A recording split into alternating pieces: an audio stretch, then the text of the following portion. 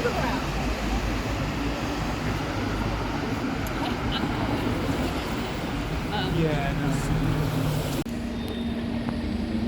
afternoon everybody and welcome back to Queenie of London. I hope you're all well and survived the incredible heat wave that we experienced. It's a lot cooler today, so I've headed into the very heart of London, the City of London, and here we are in front of the Royal Courts of Justice, and this here is the monument to Temple Bar, or the Temple Bar Memorial, and it marks the ceremonial point of entry to the City of London from Westminster and the Strand in that direction up into Fleet Street in that direction.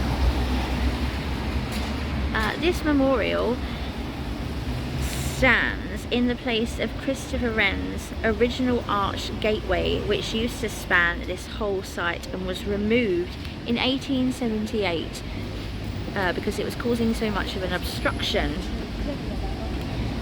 This memorial was erected in 1880, but you can still see Wren's original arch as it was preserved and re-erected in 2004 at Paternoster Square next to St Paul's. The memorial we have in front of us was designed by the famous Horace Jones.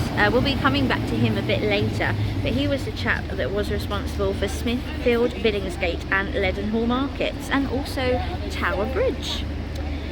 On top of the pedestal there you'll see a dragon, the symbol of the City of London, who's regarded as a protectorate to the city's treasures. You'll see him all around the city, and he is mistaken in this case for a griffin.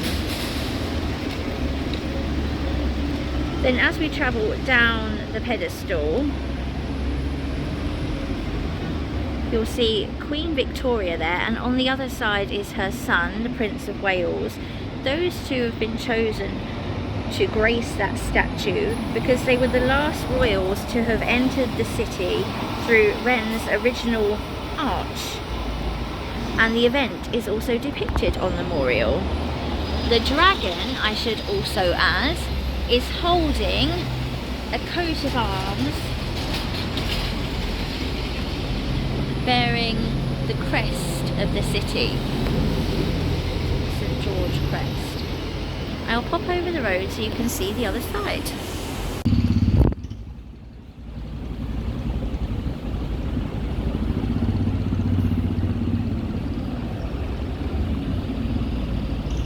So here is the other side of the memorial, and there is Victoria's son, the Prince of Wales.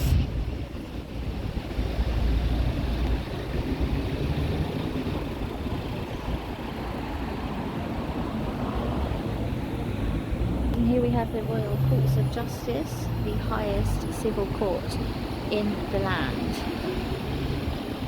And I think at the beginning of this video you were treated to a rendition of the church bells playing Oranges and Lemons.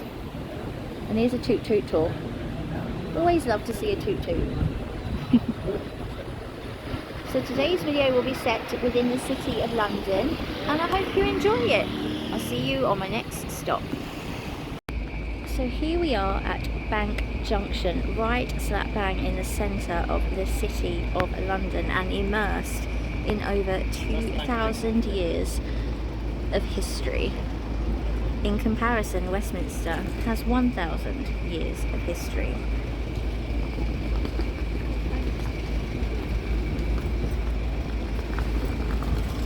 Over here stands the old lady of Threadneedle Street, as she is affectionately known, the Bank of England.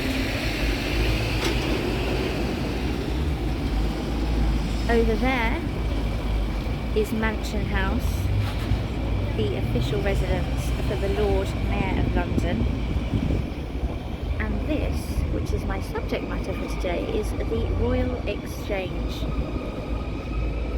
Now, before we delve into the 450-year history of the Royal Exchange, we should consider its immediate vicinity. So I'm going to show you around. Starting with, here, a mounted Duke of Wellington. Now this statue to the Duke on horseback was unveiled on the 18th of June 1844, 29 years to the day since the Battle of Waterloo. And the Duke himself attended this unveiling. There are a couple of noteworthy facts surrounding this statue. Firstly, and quite remarkably really, it is cast in bronze which was sourced from the enemy cannons captured at the famous battle. Secondly, there's a plaque round the back which describes this.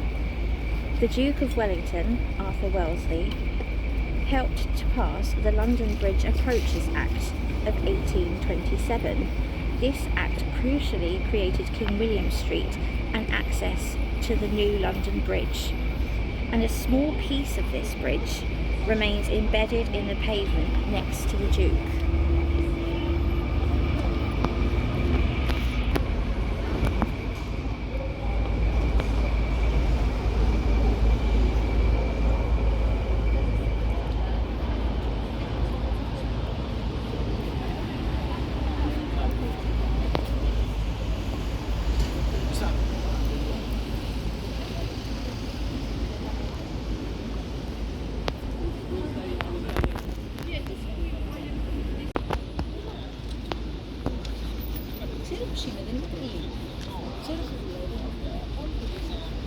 Now, also outside the entrance to the exchange, we have this. This is formerly known as the City and County of London Troops Memorial. And this was erected after the First World War. The chap selected for the task of designing a suitable commemorative monument to London's fallen men of the First World War was Sir Aston Webb.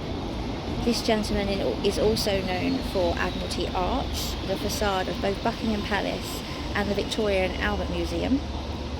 The cenotaph that you see here, that central pillar, is made of London's Portland stone, and against the two plinths are soldiers at ease, one representing the Royal Fusiliers and the other the Royal Field Marshals.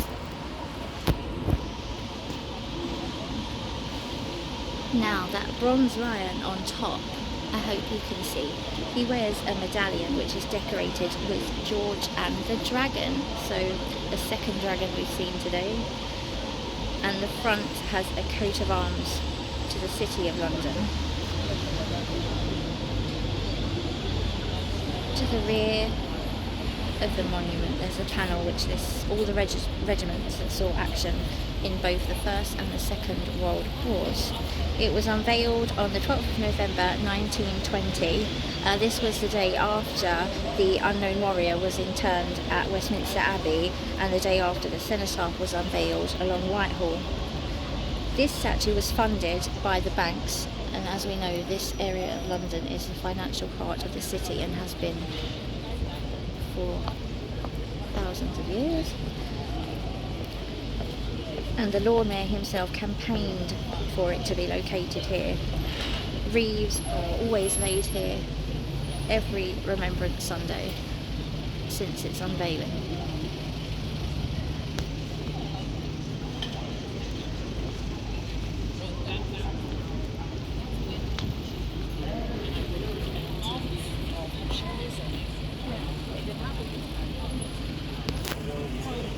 Now, there are a great variety of statues to be found in and around the Exchange building.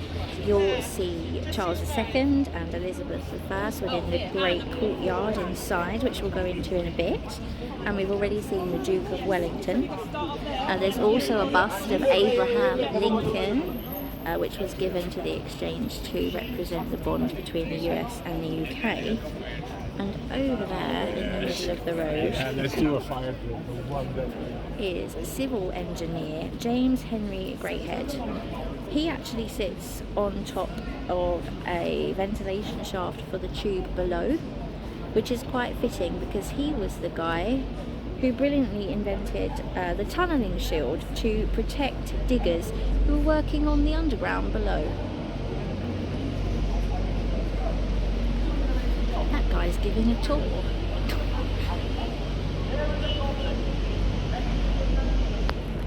And you'll see that Fortnum and Mason there That's their outside dining area, and inside they have a lovely restaurant. I'm going to stay outside just for a little while longer and draw your attention to the very top of the 8th plinth Corinthian columns at the entrance to the exchange. This is made of Portland stone as well, and it depicts 17 figures. Now these were sculpted by Sir Richard Westmacott the Younger. Westmacott and his father, the senior, are responsible for a great number of memorial statues and sculptures around London and the United Kingdom. Now this pediment at the top represents the function of this building to facilitate and to promote global trade between British merchants and the world. In this, Britain is represented as a great faring nation, and commerce can be seen right in the very centre. Now she stands on a base. The Prince Consort, Prince Albert, Queen Victoria's husband, he chose the inscription for that base, and it's from a psalm, and it says, "The earth is thy Lord's, and the fullness thereof." These are words that Winston Churchill would adapt and deploy in his biography, his early life, and they quote it in The Crown quite nicely on Netflix. Now the figures to the left of commerce represent Turkish, Armenian, Greek, Indian merchants and bankers, and they are there to represent the expanse of Britain's mercantile reach. There are also a group of British dignitaries, a Lord Mayor, an alderman, I can never say that word, and a councillor. To the other side of commerce is a scene expressive of the activities of the docks: loading, inspection, money changing hands, wares on display, hustle and bustle of a port, with returning and outgoing vessels. Got our mate now pointing that up there. So what about this 450-year history the exchange has? Well, it was established in 1566 by who has become known as the father of English banking, Sir Thomas Gresham. It is the first purpose-built centre for trading stocks, and in 1571, Queen Elizabeth gave the exchange royal approval when she officially opened it. It was also, importantly at this time, granted a licence to sell alcohol. Gresham was inspired by the Browse in Antwerp from his time spent there as a royal agent, and he always wanted to give London a space where merchants could noisily convene. Inside, you'll find the courtyard, and this was originally the trading floor. Gresham had always envisaged 2 extra floors for the sale of very premium luxury goods. And after Queen Elizabeth I gave the exchange royal assent, the retail spaces became highly sought after and incredibly expensive. From that time, the Royal Exchange was synonymous with the most high-end names in design and retail. And it also can be regarded, because of this, as Britain's first covered shopping centre. Sadly, however, Gresham's original building was destroyed in the Great Fire of London in 1666. This took out 1/3 of the city of London, but 3 years on from the fire, a surveyor, Edward Jermyn, constructed a second Royal Exchange, but very tragically, this was also destroyed by the fire of 1838. The exchange that we have in front of us now opened in 1844 and is the work of the famous architect William Tite. Now viewers of Queenie of London will know that in a previous video I moseyed around Royal Hospital Road and took you to Tite Street, home of Oscar Wilde in Chelsea.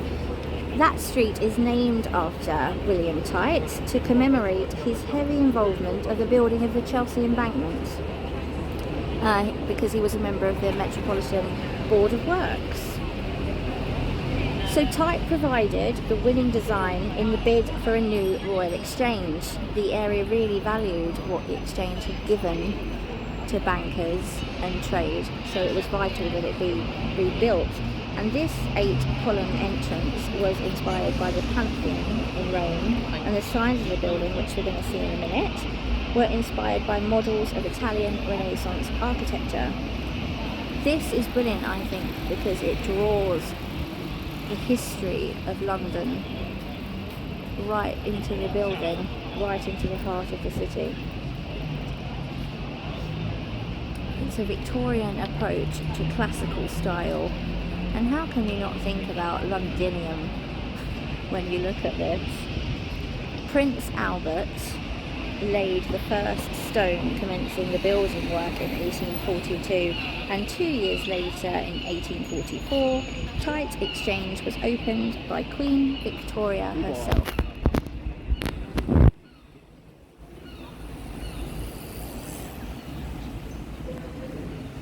So now I'm just going to go along Threadneedle Street and we'll go round to the opposite side on Cornhill.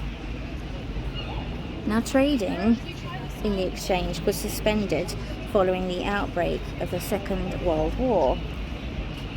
The building did sustain damage in the Blitz, but it survived, very, very luckily given its previous track record. It remains standing. The traders moved out completely after the war and left the building abandoned until the 1950s, when the Mermaid Theatre moved in for a short time and used the courtyard as a stage.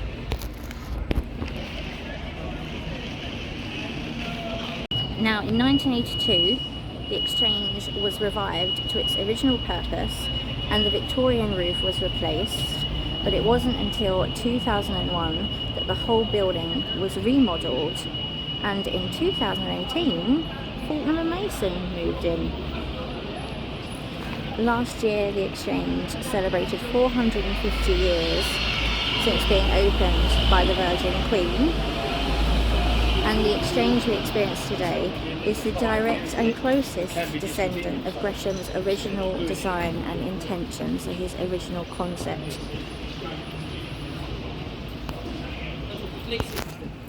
I'm going to take you a little bit further up the road here so we can have a look at the clock.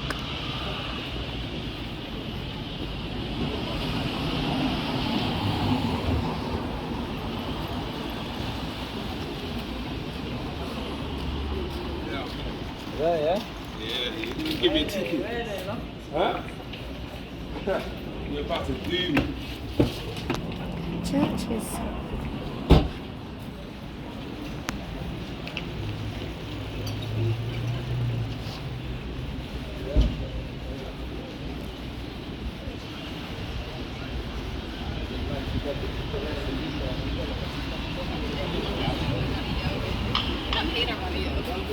Malone.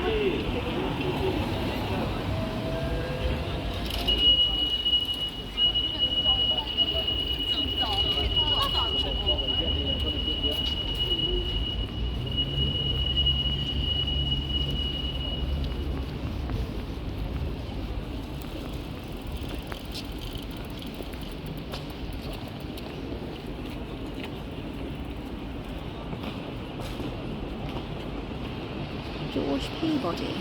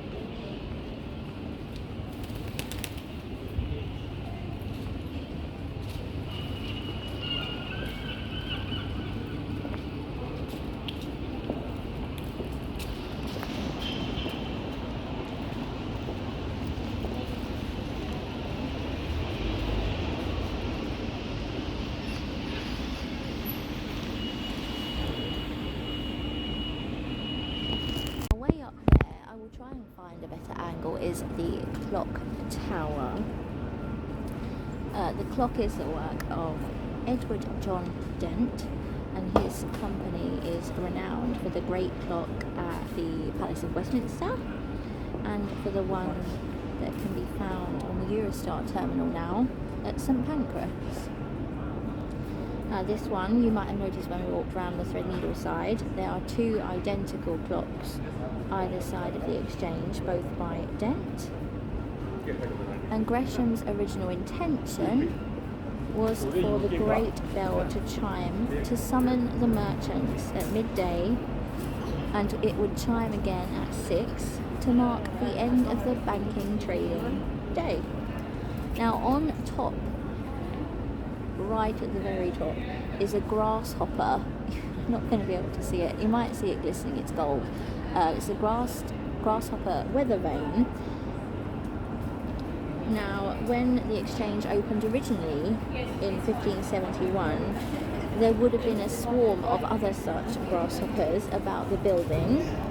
They became the motif for the exchange as they were part of Gresham's coat of arms. This one, that still sits at the top of the weather vane, was incorporated into the second building because it survived the other fire in 1838.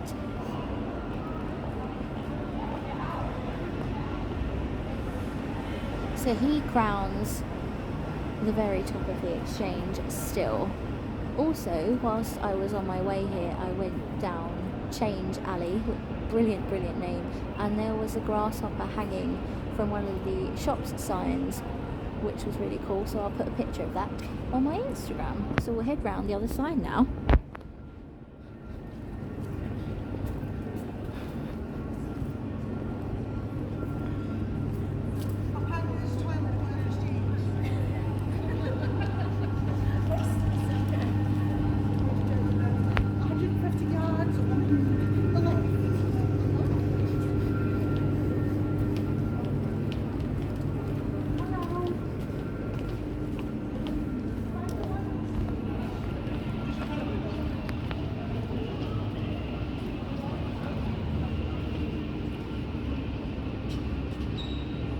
That's interesting. Think interesting, if I'm right, this was the site of the first public toilet underground, and users were charged a penny, and that's where spend a penny comes from, if I'm right.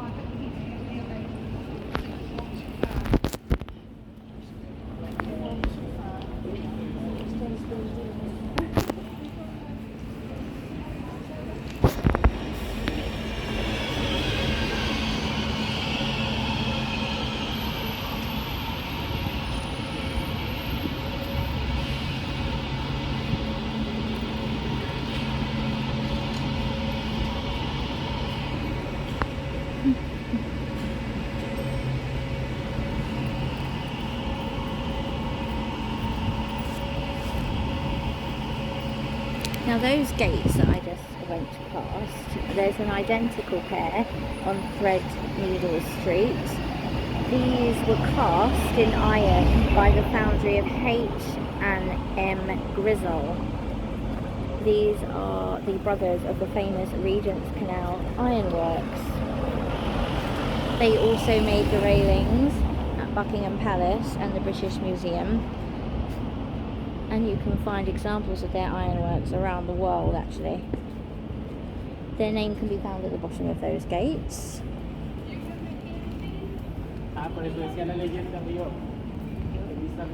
And there's the identical Dent clock.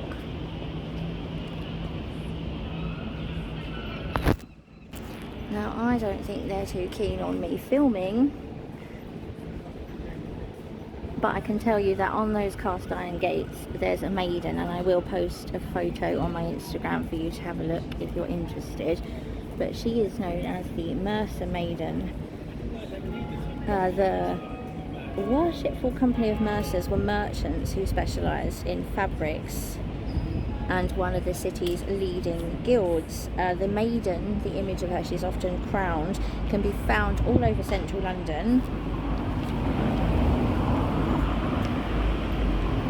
And And if you find her about, I think there's a lot of her in Covent Garden, it means that there's an association in that area with this livery company, and Gresham, hence their presence here, was a member of this guild. On the gates behind the columns, which obviously shut the exchange at night, you'll find the crest of Gresham College. And apparently Gresham himself holding the symbols of the City of London, a sword and a mace. There are two coats of arms, Plantagenet on the left and the Royal Standard on the right. I will try and have a little look, but I don't know how far I'm going to get inside today.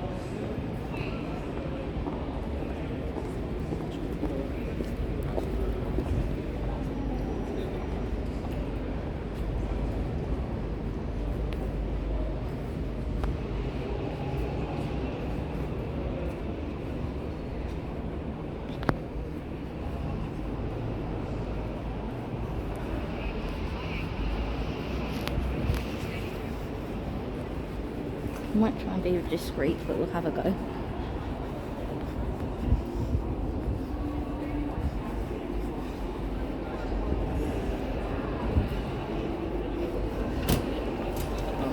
Hello.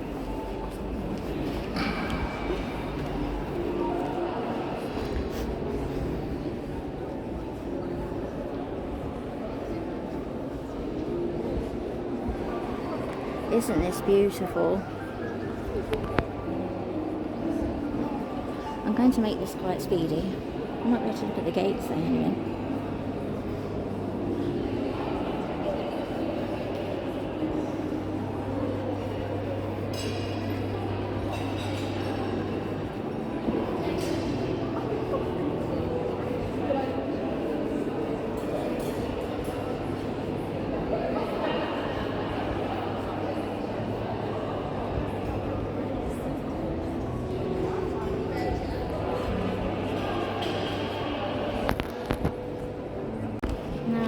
Retail units in here and not visible from here, you have to arrange a special trip, are what's known as the mezzanine murals. It's a series of 24 panels which depict scenes from the history of London and the Exchange in particular. You can use the mezzanine for very special events and exhibitions and private functions.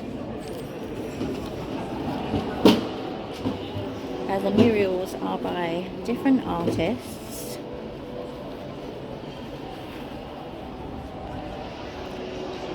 They're by different artists and they're painted between 1892 and 1922, and they include subjects that are important to the history of London and the building.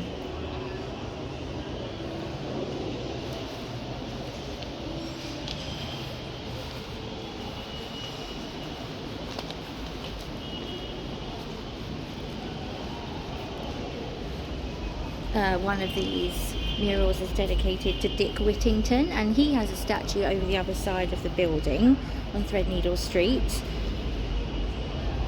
and one dedicated to Britons trading on foreign shores. So that was a little whiz around the exchange. I'll try and get some of the details from the building for you.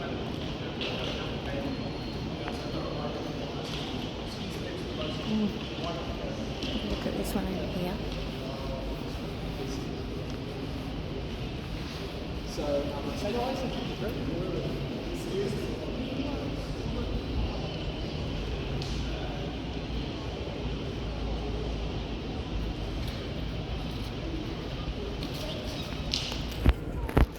yeah, so I hope you saw from that little whiz round there that that was the central courtyard, and that was the Fortum's Bar and Restaurant in the very middle there. That's open for breakfast, lunch, afternoon tea and supper, and there's an outside terrace at the moment because it's summertime. There's loads of other eateries, coffee shops and a wine bar, and there's a number of exclusive boutiques going back to Gresham's original intentions, including Aspinall's, Boodles, Hermes, Tiffany & Co. And there's also a shoe shining service.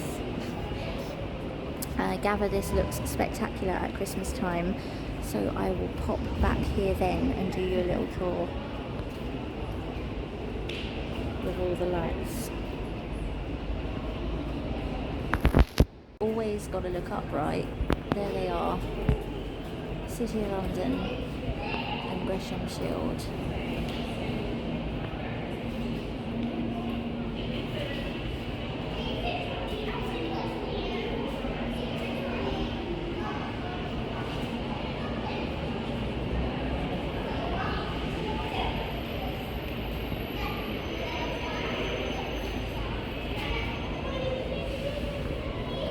And with that view, I'll leave this little video here for today, guys. Thank you so much for watching. If you've enjoyed, please consider subscribing and giving me a like.